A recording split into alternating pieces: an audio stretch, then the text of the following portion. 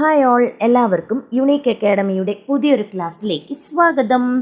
അപ്പോൾ നമ്മളിന്ന് നോക്കാനായിട്ട് പോകുന്നത് നമ്മുടെ 9ാം ക്ലാസ്സിലെ ജോഗ്രഫിയിലെ രണ്ടാമത്തെ ചാപ്റ്ററായ വിശാല സമതല ഭൂവിൽ എന്ന ചാപ്റ്ററിൻ്റെ പാർട്ട് 3 ആണ്. അപ്പോൾ ആദ്യത്തെ 2 പാർട്ട് കാണാത്തവരുണ്ടെങ്കിൽ അത് കണ്ടതിന് ശേഷം മാത്രം ഇത് കാണാനായിട്ട് ശ്രമിക്കുക. ഓക്കെ ആണല്ലോ? അപ്പോൾ നമുക്ക് നോക്കാം. ഉത്തരേന്ത്യൻ സമതലങ്ങളിലെ നൈസർഗിക സസ്യജാലങ്ങൾ. അപ്പോൾ നമ്മൾ ഈ ഉത്തരേന്ത്യൻ സമതലത്തിൻ്റെ വൈവിധ്യത്തെക്കുറിച്ചാണ് നമ്മൾ കഴിഞ്ഞ 2 ചാപ്റ്ററിൽ അവിടുത്തെ ഭൂവിഭാഗങ്ങൾ ഏതൊക്കെ രീതിയിൽ, അവിടുത്തെ കാലാവസ്ഥ, അതുപോലെ ഭൂപ്രകൃതി എങ്ങനെയൊക്കെ വ്യത്യാസപ്പെട്ടിരിക്കുന്നു എന്ന് നമ്മൾ നോക്കി. ഇന്ന് അവിടുത്തെ നൈസർഗിക സസ്യജാലങ്ങളെക്കുറിച്ചാണ് നോക്കുന്നത്. ഓക്കെ, അപ്പോൾ ഈ ഉത്തരേന്ത്യൻ സമതലത്തിലെ നൈസർഗിക സസ്യജാലങ്ങൾക്കും ഏറെ വൈവിധ്യമുണ്ട്. അവിടുത്തെ ഭൂപ്രകൃതി, കാലാവസ്ഥ, മണ്ണിൻ്റെ സ്വഭാവം എന്നീ ഘടകങ്ങളാണ് നൈസർഗിക സസ്യജാലങ്ങളിലെ വൈവിധ്യത്തിന് കാരണമാകുന്നത്. മനുഷ്യന്റെ ഇടപെടലുകളില്ലാതെ ദീർഘകാലം ഒരു പ്രദേശത്തെ മണ്ണിനെയും കാലാവസ്ഥയെയും മാത്രം അനുകൂല ഘടകങ്ങളാക്കി വളരുന്ന സസ്യങ്ങളാണ് നൈസർഗിക സസ്യജാലങ്ങൾ എന്നറിയപ്പെടുന്നത്. അപ്പോൾ ഓർത്തു വെക്കണേ, എന്താണ് നൈസർഗിക സസ്യജാലങ്ങൾ? മനുഷ്യന്റെ ഇടപെടലുകളൊന്നും ഇല്ലാതെ ദീർഘകാലം ഒരു പ്രദേശത്തെ മണ്ണിനെയും കാലാവസ്ഥയെയും മാത്രം അനുകൂല ഘടകങ്ങളാക്കി വളരുന്ന സസ്യങ്ങളാണ് നൈസർഗിക സസ്യജാലങ്ങൾ. ഉത്തരേന്ത്യൻ സമതലത്തിൽ പൊതുവെ കാണപ്പെടുന്ന നൈസർഗിക സസ്യജാലങ്ങളാണ് ഉഷ്ണമേഖല ഇലപൊഴിയും വനങ്ങൾ, ഉഷ്ണമേഖല മുൾക്കാടുകൾ, അതുപോലെ ചതുപ്പുനില വനങ്ങൾ. അപ്പോൾ ഏതൊക്കെയാണ് നമ്മുടെ ഉത്തരേന്ത്യൻ സമതലത്തിലെ നൈസർഗിക സസ്യജാലങ്ങൾ? ഉഷ്ണമേഖല ഇലപൊഴിയും വനങ്ങൾ, ഉഷ്ണമേഖല മുൾക്കാടുകൾ, അതുപോലെ ചതുപ്പുനില വനങ്ങൾ. ഇനി ഈ ഉഷ്ണമേഖല ഇലപൊഴിയും വനങ്ങളെ നമുക്ക് 2ആയി തിരിക്കാം. വരണ്ട ഇലപൊഴിയും കാടുകളെന്നും ആർദ്ര ഇലപൊഴിയും കാടുകളെന്നും. അത് ഓർത്തിരിക്കുക. ഉഷ്ണമേഖല ഇലപൊഴിയും വനങ്ങളെ നമ്മൾ വീണ്ടും 2ആയി തിരിക്കുന്നു. വരണ്ട ഇലപൊഴിയും കാടുകളും, അതുപോലെ ആർദ്ര ഇലപൊഴിയും കാടുകളും. ഇനി വരണ്ട ഇലപൊഴിയും കാടുകൾ കാണപ്പെടുന്നത് 70 സെന്റിമീറ്ററിനും 100 സെന്റിമീറ്ററിനും ഇടയിൽ വാർഷിക മഴ ലഭിക്കുന്ന പ്രദേശങ്ങളിലാണ് വരണ്ട ഇലപൊഴിയും കാടുകൾ കാണപ്പെടുന്നത്. അപ്പോൾ എവിടെയാണ്? 70 സെന്റിമീറ്റർ മുതൽ 100 സെന്റിമീറ്ററിനും ഇടയ്ക്ക് മഴ ലഭിക്കുന്ന പ്രദേശങ്ങളിലാണ് നമ്മുടെ വരണ്ട ഇലപൊഴിയും കാടുകൾ കാണപ്പെടുന്നത്. വരണ്ട അന്തരീക്ഷ സ്ഥിതിയിൽ ഏകദേശം 6 മുതൽ 8 ആഴ്ച വരെ ഈ സസ്യങ്ങൾ എന്ത് ചെയ്യും? ഇലപൊഴിക്കുന്നു. അപ്പോൾ ഉത്തർപ്രദേശിലെ സമതലങ്ങളിലും ബീഹാറിലുമൊക്കെയാണ് നമ്മുടെ വരണ്ട ഇലപൊഴിയും വനങ്ങൾ കാണപ്പെടുന്നത്. ഇനി 100 സെന്റിമീറ്ററിനും 200 സെന്റിമീറ്ററിനും ഇടയിൽ വാർഷിക മഴ ലഭിക്കുന്ന ടെറായ്, ഭാബർ മേഖല ഉൾപ്പെടുന്ന സിവാലിക് താഴ്വര, ഒഡീഷയിലെയും പശ്ചിമ ബംഗാളിലെയും ചില ഭാഗങ്ങൾ എന്നിവിടങ്ങളിലാണ് നമ്മുടെ ആർദ്ര ഇലപൊഴിയും കാടുകൾ കാണപ്പെടുന്നത്. അപ്പോൾ ആർദ്ര ഇലപൊഴിയും കാടുകൾക്ക് ആവശ്യമായ വാർഷിക മഴ എന്ന് പറയുന്നത് 100നും 200 സെന്റിമീറ്ററിനും ഇടയ്ക്കുള്ള മഴയാണ് എന്ന് ഓർത്തിരിക്കുക. ഇനി ഉഷ്ണമേഖല ഇലപൊഴിയും വനങ്ങളിൽ കാണപ്പെടുന്ന ചില സസ്യവർഗ്ഗങ്ങളുടെ പേര് തന്നിട്ടുണ്ട്, അത് നോട്ട് ചെയ്ത് വെക്കുക. തേക്ക്, സാൽ, ശിഷാം, മഹുവ, നെല്ലി, ചന്ദനം. ഏതൊക്കെയാണ്? തേക്ക്, സാൽ, ശിഷാം, മഹുവ, നെല്ലി, ചന്ദനം തുടങ്ങിയവ ഉഷ്ണമേഖല ഇലപൊഴിയും വനങ്ങളിലാണ് കാണപ്പെടുന്നത്. ഉത്തരേന്ത്യൻ സമതലങ്ങളിൽ താരതമ്യേന മഴ കൂടുതൽ ലഭിക്കുന്ന പ്രദേശങ്ങളിൽ തേക്കും മറ്റു വൃക്ഷങ്ങളും അവയ്ക്കിടയിൽ പുൽമേടുകളും കാണപ്പെടുന്നു. അപ്പോൾ അതുമൂലം ഒരു മൈതാന ഭൂപ്രദേശ ദൃശ്യം ഈ വനപ്രദേശങ്ങൾക്ക് കൈവരുന്നു. കണ്ടോ? ആ ചിത്രം കണ്ടായിരുന്നോ? വരൾച്ചക്കാലത്തിന്റെ തുടക്കത്തിൽ മരങ്ങളെല്ലാം പൂർണ്ണമായും എന്ത് ചെയ്യും? ഇലപൊഴിക്കും. തൽഫലമായി ഈ വനങ്ങൾ മരങ്ങൾ എഴുന്നു നിൽക്കുന്ന പുൽമേടുകളായിട്ട് മാറുന്നു. ചിത്രം നോക്കിയാൽ മതി കേട്ടോ. ഇനി മഴക്കുറവും കന്നുകാലി മേയ്ക്കലിന്റെ വർധനവും കാരണം ഉത്തരേന്ത്യൻ സമതലത്തിന്റെ പടിഞ്ഞാറു ഭാഗങ്ങളിൽ സസ്യജാലങ്ങൾ വളരെ ശുഷ്കമാണ്. തെക്കു പടിഞ്ഞാറൻ പഞ്ചാബിലെ അർദ്ധവരണ്ട പ്രദേശങ്ങളിലും പടിഞ്ഞാറൻ ഹരിയാന, രാജസ്ഥാൻ എന്നിവിടങ്ങളിലും ഉഷ്ണമേഖലാ മുൾക്കാടുകൾ കാണപ്പെടാറുണ്ട്. വൈവിധ്യമാർന്ന പുല്ലുകൾ, കുറ്റിച്ചെടികളും ഒക്കെ നിറഞ്ഞതാണ് നമ്മുടെ ഉഷ്ണമേഖലാ മുൾക്കാടുകൾ. ബാബുൾ, ബർ, വന്യ ഈന്തപ്പനകൾ, ഖയർ, വേപ്പ്, ഖെജ്രി, പലാസ് തുടങ്ങിയവയാണ് പ്രധാന സസ്യവർഗ്ഗങ്ങൾ. അപ്പോൾ ഉഷ്ണമേഖലാ മുൾക്കാടുകളിലെ പ്രധാന സസ്യവർഗ്ഗങ്ങൾ കണ്ടോ? മുൾക്കാടിന്റെ ചിത്രം. അവിടെ കാണപ്പെടുന്ന പ്രധാന സസ്യവർഗ്ഗങ്ങൾ ഓർത്തിരിക്കുക. ബാബുൾ, ബർ, വന്യ ഈന്തപ്പനകൾ, ഖൈറ്, വേപ്പ്, ഖെജ്രി, പലാസ് തുടങ്ങിയവ. 2 മീറ്റർ ഉയരത്തിൽ വരെ വളരുന്ന ടസോക്കി എന്ന പുല്ല് വിഭാഗങ്ങളും അടിക്കാടായി ചിലയിടങ്ങളിൽ കാണപ്പെടുന്നു. അപ്പോൾ ടസോക്കി എന്ന പുല്ല് വിഭാഗം കാണപ്പെടുന്നത് ഉഷ്ണമേഖലാ മുൾക്കാടിലാണ്. ഇനി രാജസ്ഥാനിലെ വിശാലമായ ഉപ്പുപാടങ്ങൾ, ശുദ്ധജല തടാകങ്ങൾ, ഗംഗാ സമതലത്തിലെ ശുദ്ധജല ചതുപ്പുകൾ, ബ്രഹ്മപുത്ര നദിയുടെ പ്രളയ സമതലങ്ങൾ, സുന്ദർബൻ ഡെൽറ്റ പ്രദേശങ്ങൾ എന്നിവിടങ്ങളിൽ കാണപ്പെടുന്ന സ്വാഭാവിക സസ്യജാലമാണ് ചതുപ്പ് നിലവനങ്ങൾ കേട്ടോ. സ്വാമ്പ് ഫോറസ്റ്റ് എന്ന് പറയുന്നത്. ചിത്രം കണ്ടോ. പശ്ചിമ ബംഗാളിൽ ഗംഗാ സമതലത്തിന്റെ ചതുപ്പ് നിറഞ്ഞ അതിവിശാലമായ ഡെൽറ്റ പ്രദേശമാണ് നമ്മുടെ സുന്ദർബൻ ഡെൽറ്റ. ഇവിടെ നിബിഡമായി കാണപ്പെടുന്ന സ്വാഭാവിക സസ്യജാലങ്ങളാണ് കണ്ടൽക്കാടുകൾ അല്ലെ. കണ്ടൽക്കാടുകൾ കാണപ്പെടുന്നു സുന്ദർബൻ ഡെൽറ്റയിൽ, അത് നമുക്കറിയാം. അതുപോലെ ഈ സുന്ദർബൻ എന്ന് പറയുന്നത് റോയൽ ബംഗാൾ കടുവകളുടെ സങ്കേതം കൂടിയാണ്. ആരുടേതാണ്? റോയൽ ബംഗാൾ കടുവകളുടെ സങ്കേതം കൂടിയാണ് സുന്ദർബൻ. മത്സ്യങ്ങൾ ഉൾപ്പെടെ നിരവധി ജലജീവി വർഗങ്ങൾക്ക് കണ്ടൽ സസ്യങ്ങളുടെ വേരുകൾ സജീവ ആവാസ കേന്ദ്രം പ്രദാനം ചെയ്യുന്നു. ഇനി വൈവിധ്യമാർന്ന പക്ഷികളുടെ അഭയകേന്ദ്രം കൂടിയാണ് നമ്മുടെ കണ്ടൽക്കാടുകൾ അല്ലെ. സുന്ദരി എന്ന ഇനം കണ്ടൽ ചെടികൾ സുന്ദർബൻ ഡെൽറ്റയുടെ പ്രത്യേകതയാണ്. അപ്പോൾ സുന്ദരി കണ്ടൽ ചെടികൾ കാണപ്പെടുന്നത് സുന്ദർബൻ ഡെൽറ്റയിലാണ് എന്ന് ഓർത്ത് വെക്കുക. കണ്ടോ, സുന്ദർബൻ ഡെൽറ്റ പ്രദേശത്തിന്റെ ചിത്രമുണ്ട്. ഇനി അതിന്റെ ഉപഗ്രഹ ചിത്രവുമുണ്ട്. അതുപോലെ സുന്ദരി കണ്ടൽ കണ്ടോ, സുന്ദരി കണ്ടലിന്റെ ചിത്രവുമുണ്ട്. ഇനി അടുത്തത് നമുക്ക് നോക്കാം. ഉത്തരേന്ത്യൻ സമതലങ്ങളിലെ മണ്ണിനങ്ങളുടെ പ്രത്യേകതകളാണ് അടുത്ത് പറയുന്നത്. എന്തിന്റെ പ്രത്യേകതയാണ്? മണ്ണിനങ്ങൾ. എവിടത്തെയാണ്? ഉത്തരേന്ത്യൻ സമതലത്തിൽ. അപ്പോൾ ഈ ഉത്തരേന്ത്യൻ സമതലങ്ങളിൽ വ്യാപകമായി കാണപ്പെടുന്ന മണ്ണിനമാണ് നമ്മുടെ എക്കൽ മണ്ണ്. മണൽ മണ്ണ് മുതൽ കളിമണ്ണ് വരെയുള്ള മണ്ണിനങ്ങളുടെ വ്യത്യസ്ത സ്വഭാവങ്ങൾ പുലർത്തുന്നവയാണ് എക്കൽ മണ്ണ്. രാജസ്ഥാനിൽ കുറഞ്ഞ വിസ്തൃതിയിൽ കാണപ്പെടുന്ന ഇവ ഗുജറാത്തിന്റെ സമതല പ്രദേശങ്ങളിലോട്ട് പോകുമ്പോൾ വ്യാപകമായിട്ട് കാണപ്പെടുന്നു.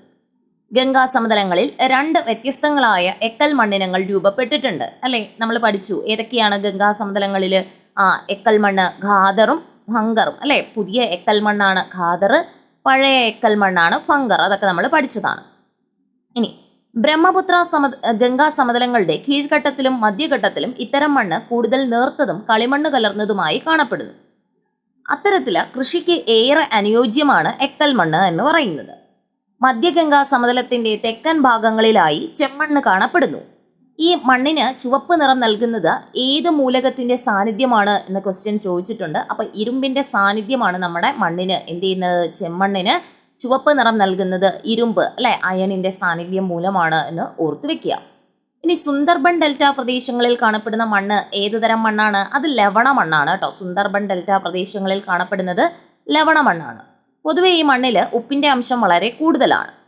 ഇനി മണലും പശിമ മണലും കൂടി കലർന്നൊരു മണ്ണാണ് ഇതല്ലേ. നമ്മുടെ കടപ്പുറം ഭാഗത്തോട്ടൊക്കെ പോകുമ്പോൾ കാണപ്പെടുന്നൊരു ടൈപ്പ് ഓഫ് മണ്ണാണ് കേട്ടോ. നമ്മുടെ ദേഹത്ത് ഒട്ടിപ്പിടിക്കുന്നത് പോലെയൊക്കെ നമുക്ക് തോന്നും. ഡെൽറ്റ പ്രദേശങ്ങളിൽ അനുഭവപ്പെടുന്ന സമുദ്രജലക്കയറ്റമാണ് ഈ പ്രദേശങ്ങളിൽ ഇത്തരം മണ്ണുണ്ടാവാനായിട്ട് കാരണം. ഉത്തരേന്ത്യൻ സമതലങ്ങളിൽ പലയിടങ്ങളിലും ജലസേചനത്തിലൂടെ തീവ്ര കൃഷി നടത്തിയ ഇടങ്ങളിൽ എക്കൽ മണ്ണിന് ശോഷണം സംഭവിച്ച് ലവണ മണ്ണായിട്ട് മാറിയിട്ടുണ്ട്. ഇനി പശ്ചിമ ബംഗാളിന്റെ തീരപ്രദേശങ്ങളിൽ പീറ്റുമണ്ണും കാണപ്പെടാറുണ്ട്. അപ്പൊ പീറ്റുമണ്ണ് കാണപ്പെടുന്നത് പശ്ചിമ ബംഗാളിലാണ്. ഉത്തരേന്ത്യൻ സമതലത്തിന്റെ പടിഞ്ഞാറൻ രാജസ്ഥാൻ ഉൾപ്പെടുന്ന പ്രദേശങ്ങളിൽ വ്യാപകമായി കാണപ്പെടുന്ന മണ്ണാണ് വരണ്ട മണ്ണ്. നമ്മുടെ ഉത്തരേന്ത്യൻ സമതലത്തിന്റെ പടിഞ്ഞാറ് രാജസ്ഥാൻ അല്ലെ, രാജസ്ഥാൻ മരുഭൂമിയാണ്. അവിടെ കാണപ്പെടുന്ന മണ്ണ് ഏതാണ്? വരണ്ട മണ്ണാണ്. ഘടനാപരമായി മണൽ രൂപവും ലവണത്വ സ്വഭാവവുമുള്ള ഈ മണ്ണില് ജൈവാംശവും ജലാംശവും എന്തായിരിക്കും?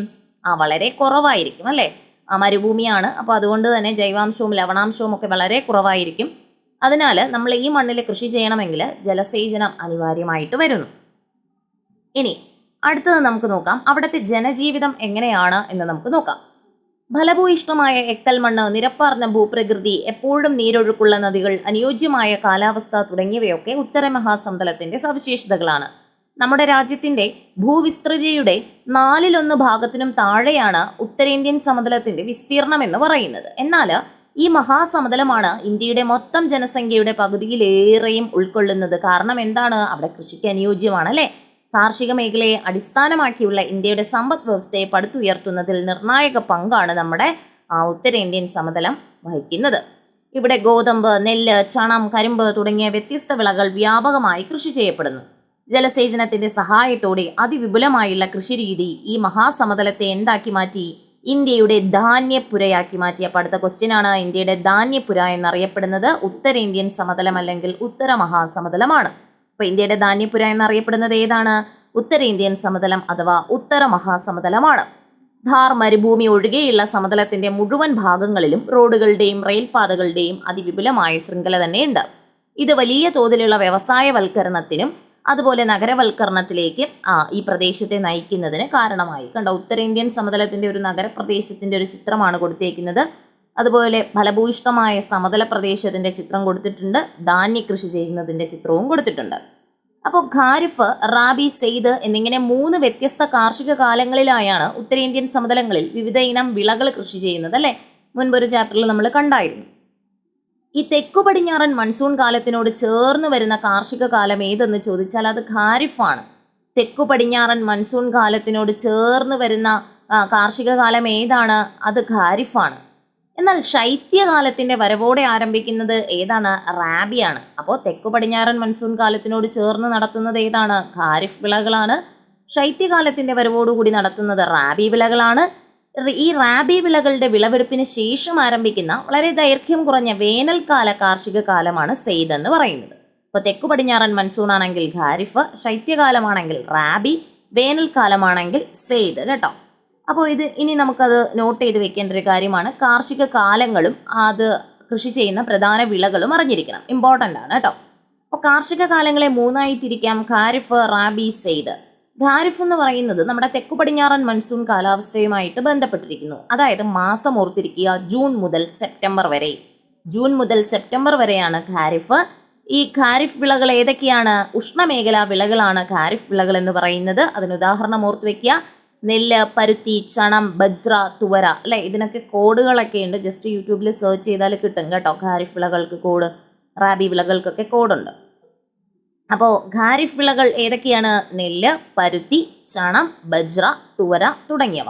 ഇനി റാബി വിളകൾ നമ്മൾ പറഞ്ഞു എന്താണ്? വടക്ക് കിഴക്കൻ മൺസൂണിനോട് ചേർന്നാണ് നിൽക്കുന്നത് അല്ലെ. ശൈത്യകാലത്തോടാണ് നമ്മുടെ റാബി വിളകൾ വരുന്നത്. ഒക്ടോബർ മുതൽ മാർച്ച് വരെയാണ് ആ ഒരു കാലം. മിതോഷ്ണ ഉപോഷ്ണ വിളകളാണ് ഈ ഒരു സമയത്ത് കൃഷി ചെയ്യുന്നത്. ഏതൊക്കെയാണ്?